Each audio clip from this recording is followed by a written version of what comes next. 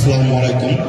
সম্মানীয় মুসলিকান 34 নম্বর ওয়ার্ড সকল শ্রেণীর আমার মা বোনেরা ভাইয়েরা, আমি আজকে এই আল মাদানিয়া মাদ্রাসার প্রিন্সিপাল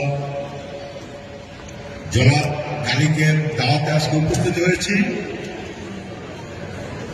34 নম্বর ওয়ার্ড বিএনপির সংগ্রামী সভাপতি অ্যাডভোকেট মাসুম খান আদেশের সালাম আপনাদের পৌঁছানোর জন্য আজকে আমি এই অনুষ্ঠানে আপনাদের মাঝে উপস্থিত হয়েছি।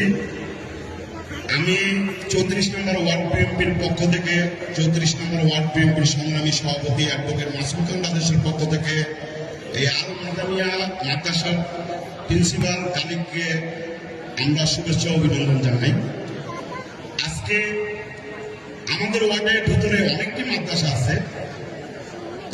আল মাদানিয়া মাদ্রাসার থেকে দিনের খেদমত করার জন্য দিন আমাদের মাঝে, আমরা যারা দিন সম্বন্ধে অনেকেই জানি না, দিনের অনেক কিছু শিখানোর জন্য আল মাদানিয়া কিছু পদক্ষেপ নিয়েছে। এই পদক্ষেপটিকে আমি আসলে অনেক সম্মান করি, শ্রদ্ধা করি। এই কারণে আল মাদানিয়া মাদ্রাসার প্রিন্সিপাল গালিক কিছু দিন শিক্ষার পদক্ষেপ নিয়েছে। এই জন্য আমার অন্তর থেকে গালিককে আমি ধন্যবাদ জানাই। কারণ হলো আমাদের আল মাদানিয়া মাদ্রাসায় কিছু পদক্ষেপ নিয়েছে। তারা আমাদের বৃত্ত শ্রেণীর যারা আছি, আমরা অনেকেই কোরআন শিক্ষা, কোরআন সম্বন্ধে জানি না, কোরআন পড়তেই জানি না, কোরআনের সম্বন্ধে আমাদের কোনো ধারণা নাই। আল মাদানিয়া মাদ্রাসার পক্ষ থেকে কিছু দিনের কর্মসূচি, দিন শিক্ষার কর্মসূচি গালিক প্রিন্সিপাল গালিক হাতে নিয়েছে।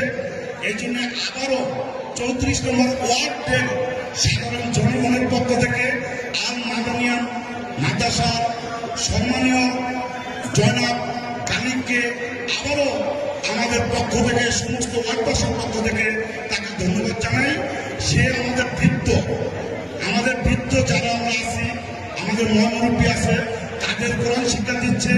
এমনকি এই মাদ্রাসার থেকে অনেকেই কোরআন শরীফ শিক্ষা গ্রহণ করছে, আমাদের মুরব্বীরা কোরআন শরীফ শিক্ষা গ্রহণ করছে।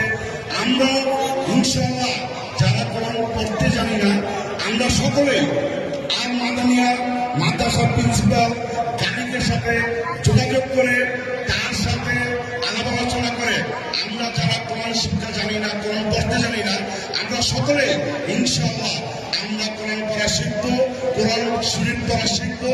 আমরা ইনশাআল্লাহ যদি এই দিনের কাজ আমরা করি, আমাদের সন্তানরা করবে।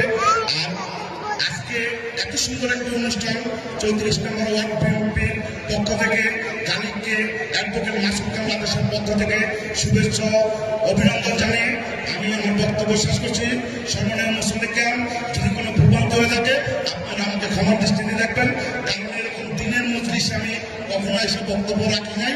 আপনাদের সকলকে ধন্যবাদ। আসসালামু আলাইকুম ওয়া রাহমাতুল্লাহি ওয়া বারাকাতুহু।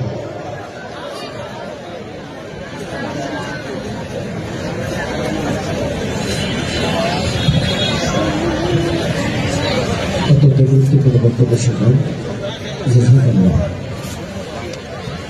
প্রিয় উপস্থিতি, আজকের এই অনুষ্ঠানটি যারা আয়োজন করেছেন মাদ্রাসা মাদানিয়া, এই চমৎকার আয়োজন আপনাদের কাছে কেমন লেগে?